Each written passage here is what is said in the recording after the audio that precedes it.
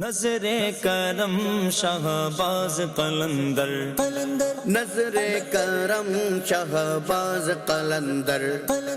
جن اولیاء کرام کی برکت سے سندھ کفر و شرک کے اندھیروں سے پاک ہوا، مظلوموں کو ظلم سے نجات نصیب ہوئی اور سندھ کو باب الاسلام کہا گیا، ان ہستیوں میں سے ایک حضرت سید محمد عثمان مروندی کاظمی حنفی قادری لال شہباز قلندر رحمۃ اللہ علیہ کی ذات گرامی بھی ہے۔ آپ کی ولادت باسعادت سادات کرام کے مذہبی گھرانے میں 538 سنہ ہجری مطابق 1143 سنہ عیسوی آذربائیجان کے قصبہ مرون میں ہوئی، اس لیے آپ رحمۃ اللہ علیہ کو مروندی کہا جاتا ہے۔ چہرہ انور سے مشہور پتھر لال کی طرح سرخ کرنیں نکلتی محسوس ہوتی تھیں، جس کی وجہ سے لال کے لقب سے شہرت پائی۔ شہباز کا لقب بارگاہ امام حسین رضی اللہ عنہ سے عطا ہوا۔ سخی شہباز قلندر، سخی شہباز قلندر، سخی شہباز قلندر، سخی شہباز قلندر۔ آپ کے والد گرامی اپنے وقت کے مشہور عالم دین اور سنتوں کے زبردست عامل تھے، جبکہ والدہ ماجدہ حاکم مرون کی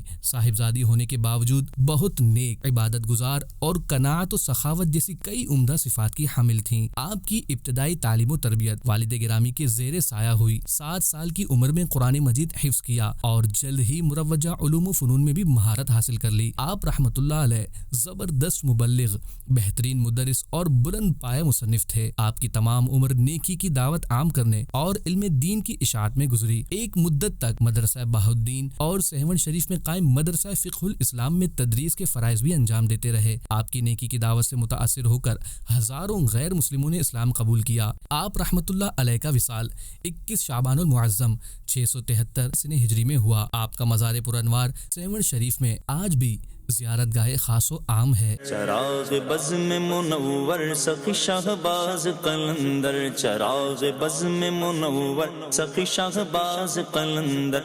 عطائے ساقی کوثر سخی شہباز قلندر، عطائے ساقی کوثر سخی شہباز قلندر۔